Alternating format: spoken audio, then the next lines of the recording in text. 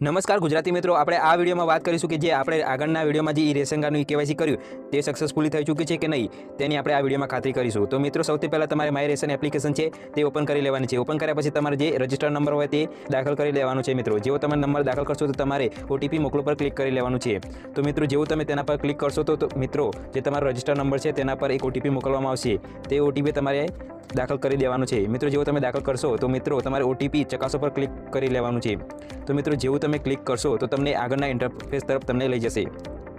તો મિત્રો, તમને એક આવો ઇન્ટરફેસ જોવા મળશે જે વિડીયોમાં દેખાડ્યું। તો મિત્રો, તમારે આધાર કેવાયસી પર ક્લિક કરી દેવાનું છે। ત્યાર પર તમારે ક્લિક માર્ક કરી તમારે આગળ વધવાનું છે। ત્યારે મિત્રો તમારે અહીંયા તમારું રેશન કાર્ડ છે નંબર છે તમને જોવા મળશે। ત્યાર પછી તમારે કેપ્ચા કોડ નાખીને તમારે વિગતો તપાસો પર ક્લિક કરવાનું છે। તેવું મિત્રો ક્લિક કરશો તો અહીંયા તમને ઓપ્શન જોવા મળશે યસ અને નો। મતલબ જે મિત્રો તમને વિડીયોમાં દેખાઈ રહ્યું છે કે જે રેશન કાર્ડનું કેવાયસી થઈ ચૂક્યું છે જે મેમ્બરનું એ તમારે યસ બતાવશે અને જેનું નથી થયું એનું નો બતાવશે। તો મિત્રો, તમારે જે સભ્યનું કેવાયસી બાકી હોય તેનું તમે અમારો આગળનો વિડીયો જોઈને તમે કેવાયસી કરી શકો છો। મિત્રો, તમારે કેવાયસી કરતી વખતે કોઈ પણ પ્રકારની એરર આવે તો તમે અમને કોમેન્ટમાં બતાવી શકો છો। તો મિત્રો, અમે તમને એનું સોલ્યુશન આપીશું। અને ગુજરાતી મિત્રો, જો અમારી ચેનલ પર તમે નવા હોય તો અમારી ચેનલને સબસ્ક્રાઇબ જરૂરથી કરજો મિત્રો।